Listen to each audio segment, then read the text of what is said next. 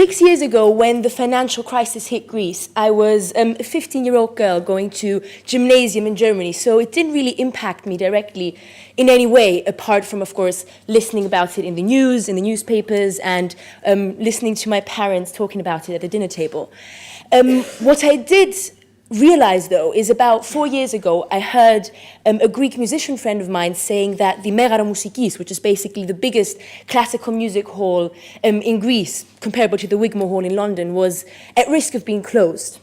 Orchestras were being disbanded, festivals were being cancelled, music halls were actually being closed, and as a musician and artist, it was so hurtful to watch. And both my sister and me, she's also a musician, we almost felt responsible to do something against it, because we both believe that, especially in a time of crisis, it's even more important to create cultural growth and to nurture culture and nurture art, because it's something that can bring people together. It can unite people, it can strengthen a community, it can especially re-energize a community. So that was kind of the starting point in which we set out to create the festival that happened for the first time in 2015. Here's my sister and myself. My sister and me, we were born and raised in Germany. Our dad is German, our mom is Greek. And very early on, we became involved with music, with piano playing. And very quickly, it became very serious until we finally decided to pursue it professionally.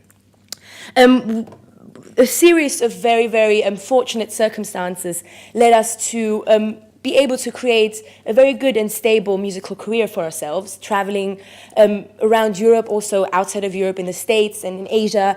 And we played a lot of concerts in beautiful venues, beautiful halls and festivals. But we always had that kind of desire to create something artistic of our own.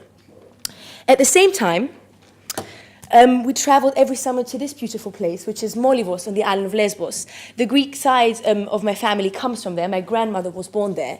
And the older we got and the more involved we became as musicians and artists, the more aware we became of what a perfect place that would actually be for a festival, for a chamber music festival.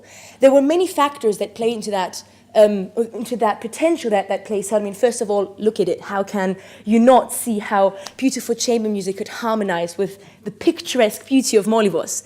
The other thing is that the really big history that it had and really cultural opportunities that were there generally added a sort of atmospherical depth that we could envision very well to be connected with classical music.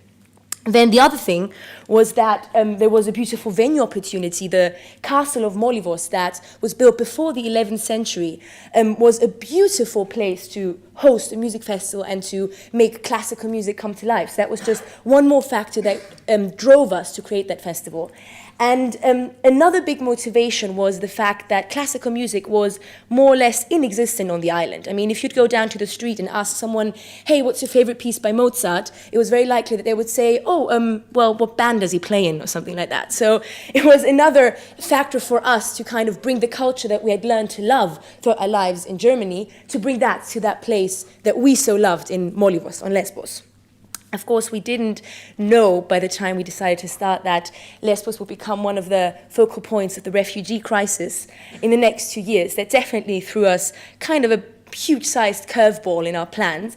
But I have to say that now, having kind of come out of it on the other side, that the refugee crisis highlighted once more how important it was to create something artistically and culturally valuable in that place. I mean, we had a really, really good experience with many people coming together of many diverse backgrounds, and I really do believe that diversity cultivates creativity, and creativity is the basis for all growth. As an artist, of course, it's a very nice way to see the world. I am aware that it's a very romanticized way to see it. Let me show you a little bit about what the festival is about. The festival centers around, I'd say, 3 pillars.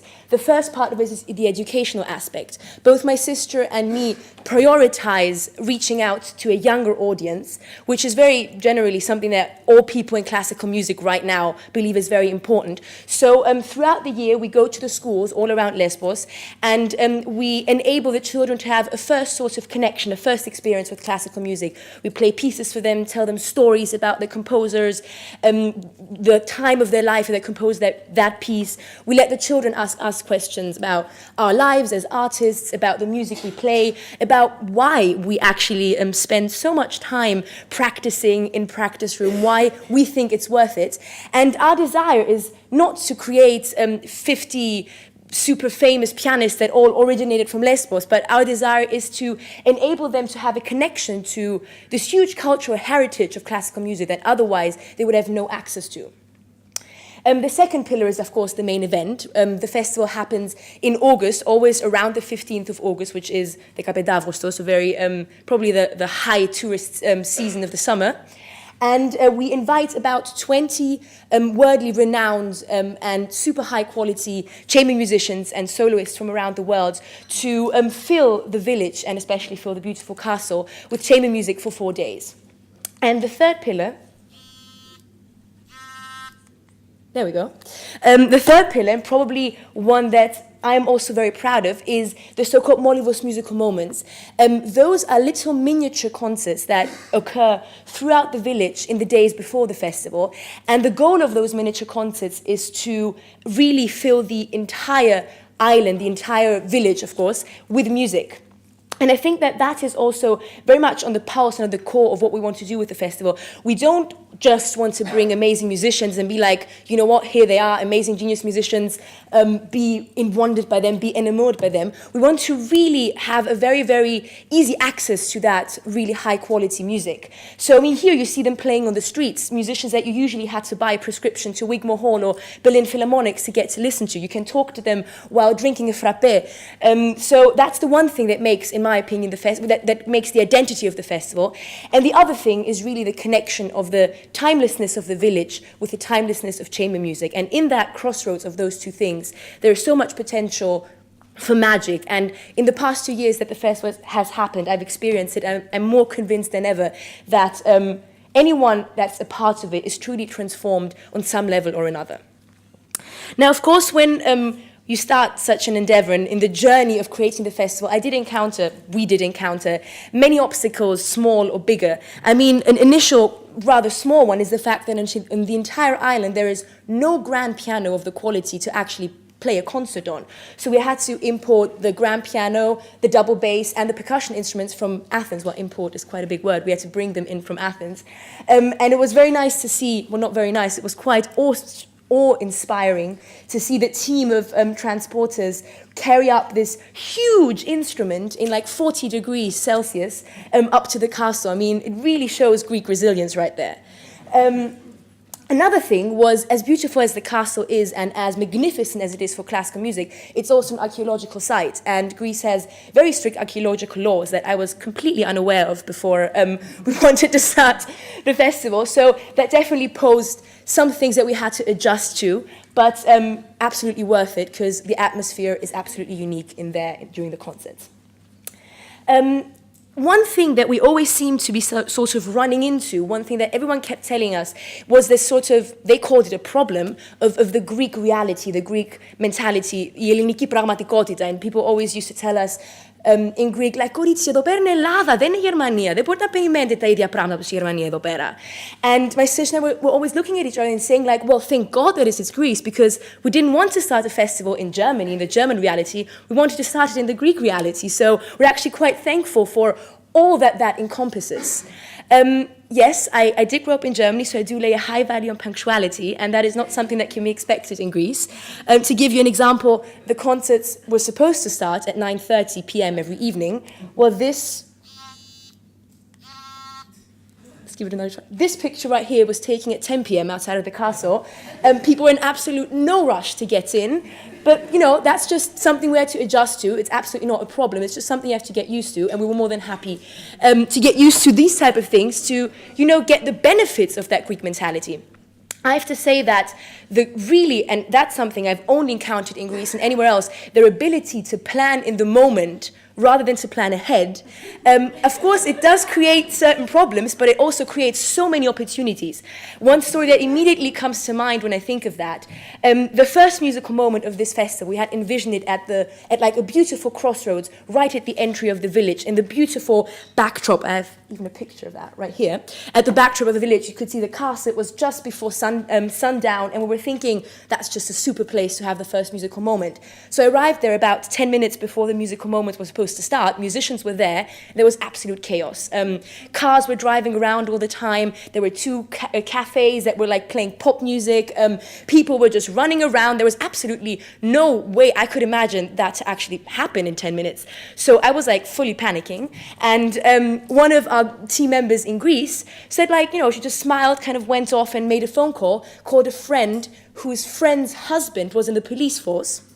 So the police came down, blocked off the roads. 5 minutes later, the cars had to kind of take a different route to get away, so there was no cars anymore. The cafes, okay, that was kind of an easy one, just turned off the music, and all the volunteers, the kind of children volunteers that were involved in the festival created, with a like holding hands, created a sort of makeshift stage, and boom, musical moment, prepared. And that happened in like 7 minutes. And I was just thinking, like, if that would have happened in Germany and I would have called the police, they would have said, like, oh, thanks for calling, madam. Please, like, schedule an appointment with us in 3 months.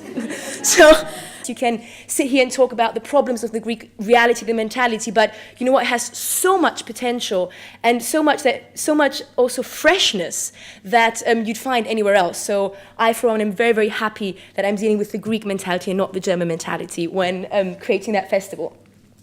Now, of course, when we tried to start out 3 years ago, we had absolutely no experience. I mean, as I said, my sister and I are absolute musicians. We both studied music, nothing business orientated.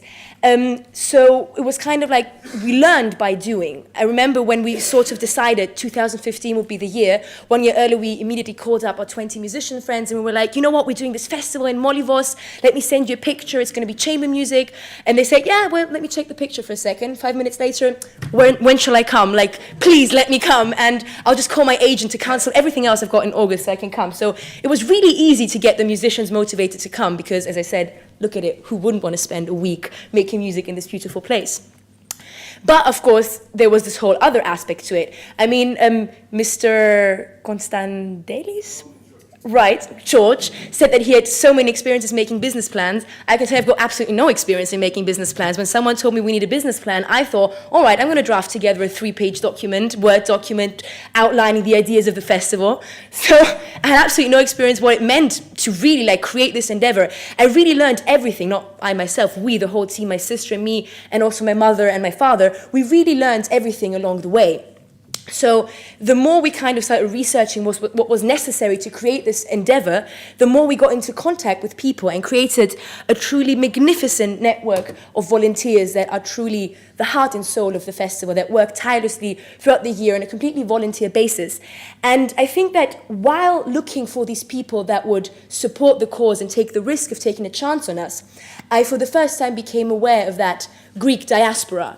Not that I actually called it the Greek diaspora, but I became aware of so many Greek people outside of Greece that were working at successful German festivals, successful English festivals. Of course, I'm talking more about the musical side of it, but so many Greek people that were working in festivals that I knew in outside of Greece and so capable and so willing to help. And I have to say that we benefited from their desire to help and create something in Greece so much. I mean, of course, on the one hand, from the side of, I'm going to speak a little bit slower until this thing gets, there we go. From the one side, of course, from the side of the musicians, many musicians with Greek roots, for example, the musician on the top left is half Japanese, half Greek, and he actually contacted us. He's extremely famous. He's a very famous violinist, having played with Kavakos and the likes, and he actually contacted us and said, like, you know what, I would really love to come. I'm waiting for an opportunity to perform in Greece as well and to perform in the same quality type festival that I know from Germany. From the side of the production as well, I have to say that we had many experiences where highly capable Greeks that didn't live in Greece, oftentimes also, for example, the woman on the left didn't grow up in Greece. She also grew up in Germany, but with Greek parents, told us that she has all this sort of expertise in that she collected in Germany and collected abroad, and would love to have the opportunity to come to Greece and apply it there. So we really had lots of amazing people that from the Greek diaspora, as I now learned to call it, that were very happy to help and come and join forces with us to create this festival. I'm afraid this is maybe completely lost. There we go. And also from the side of the audience, I have to say. So to wrap it up, because I just got the signal that we're supposed to wrap it up, one says that a picture says more than 1,000 words, well, in that case, a video says more than 1,000,000 words. So I would like to close the presentation with the trailer of the documentary that was made about the first festival, and maybe with one final thought, saying that if I've learned, the most important thing that I learned in the 3 years that I started up this festival together with my sister and with a fantastic team in Germany and Greece, I have to say that we all as individuals often are capable of a lot more than we give ourselves credit for. But we as a community, and I'm not talking only about the Greek diaspora, but also about all the people out there that love Greece and would love to support Greece, that starts from the Greek diaspora, but that really expands to just lovers of Greece all around.